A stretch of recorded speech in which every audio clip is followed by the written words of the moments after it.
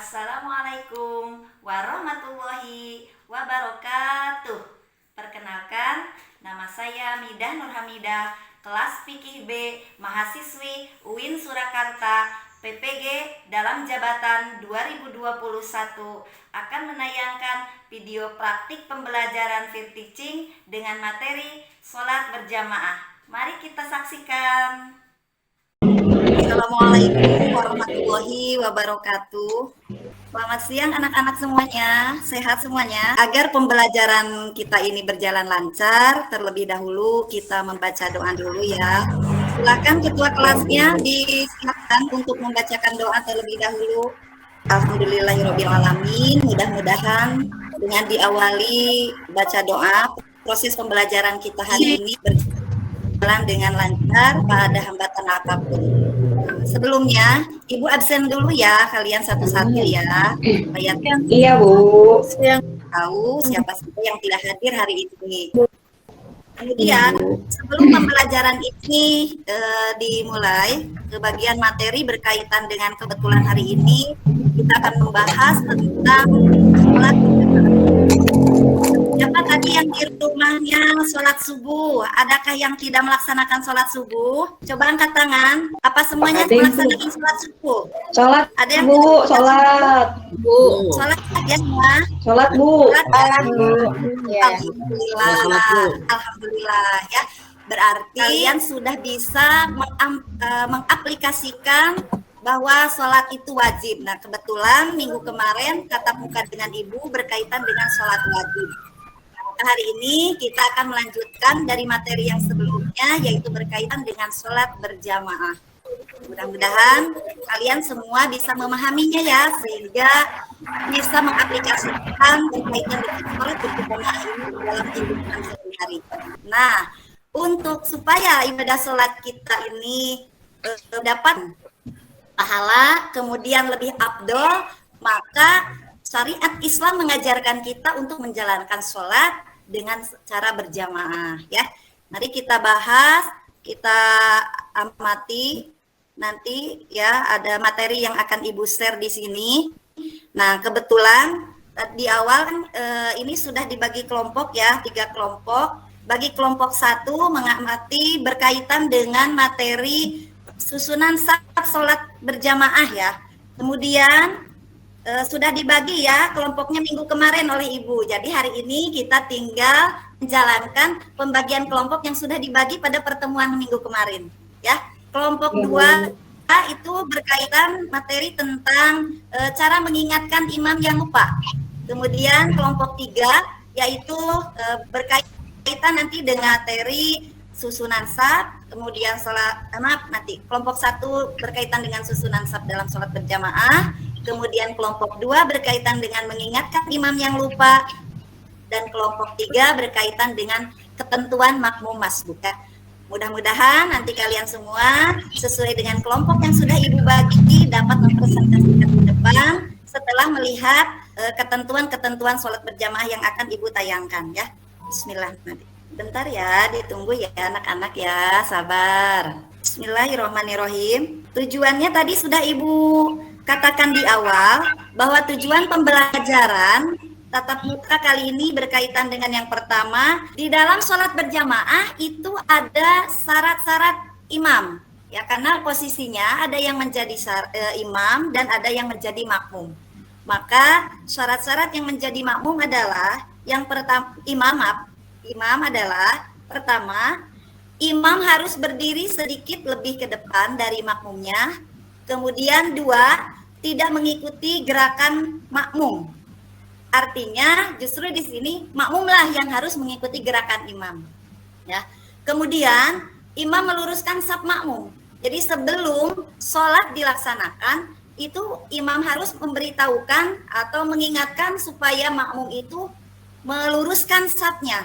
Jadi sholat jangan dulu dimulai sebelum saf benar-benar lurus. Kalau saf depan sudah lurus, maka baru membuat saf di belakang.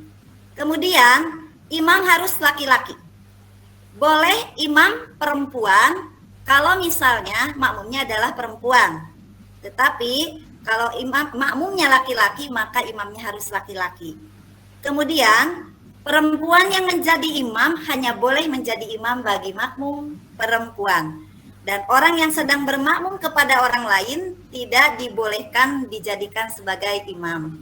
Nah, itu adalah syarat-syarat berkaitan dengan syarat menjadi imam. Kemudian, syarat menjadi makmum. Nah, yang pertama, makmum hendaklah berniat mengikuti imam.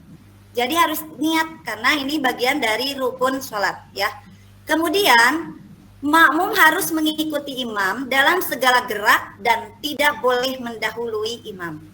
Yang ketiga, makmum harus mengetahui gerak-gerik imam baik secara langsung maupun perantara. Dan yang keempat, makmum harus berada dalam satu bangunan atau tempat imam berada, orang yang bermakmum dalam rumahnya walaupun bersebelahan dengan masjid atau tempat sholat, maka sholatnya tidak sah. Yang terakhir, makmum hendaklah berdiri di belakang imam. Jadi tidak boleh sejajar posisi makmum dengan imam. Harus ada jarak antara makmum dengan imam. Kemudian, dalam sholat berjamaah itu ada ketentuan yang harus diperhatikan oleh imam dan makmum, terutama dalam susunan shaf. Ya, jadi tidak sembarang dalam susunan shaf ini ada aturan-aturannya. Yang pertama, jika makmumnya hanya seorang, maka hendaknya ia berdiri di sebelah kanan imam sedikit ke belakang. Kemudian, apabila makmumnya 2 orang, maka posisi makmum langsung berdiri di belakang. Yang satu di samping kanan dan yang satunya lagi di samping kiri imam, agak sedikit mundur ke belakang. Kemudian C, jika jamaah terdiri dari beberapa shaf laki-laki perempuan, maka shafnya sebagai berikut. Shaf laki-laki dewasa di depan, shaf perempuan di belakang. Kemudian bagaimana kalau ada anak-anak perempuan atau laki-laki? Nah, maka shafnya untuk yang pertama shaf laki-laki dewasa terlebih dahulu, kemudian di belakang shaf laki-laki dewasa adalah shaf anak laki-laki, disusul lagi oleh shaf anak perempuan, lalu di belakang terakhir adalah shaf perempuan dewasa. Nah, itu adalah susunan shaf dalam sholat berjamaah ya. Tolong diperhatikan ya semuanya. Kemudian bagaimana makmum masbuk? Nah, ini ketentuan makmum masbuk ini tercantum di dalam hadis riwayat Tirmizi yang berbunyi Rasulullah Shallallahu Alaihi Wasallam bersabda, Muaz dan Jabal berkata, Rasulullah Shallallahu Alaihi Wasallam bersabda, jika salah seorang di antara kamu datang kepada jamaah sholat, sedang imam dalam suatu keadaan, maka hendaklah berbuat seperti yang diperbuat imam. Nah, di sini jelas ya, dijelaskan bahwa ketentuan makmum masbuk itu harus mengikuti gerakan imam. Jika ketika makmum masbuk datang mendapati imam sedang ruku, maka segeralah berniat membaca takbiratul ihram langsung mengikuti gerakan imam ya.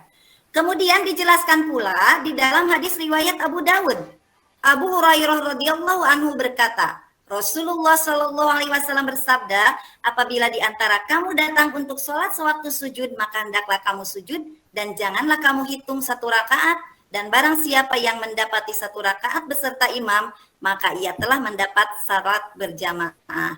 Itu ya, berkaitan dengan ketentuan makmum masbuk.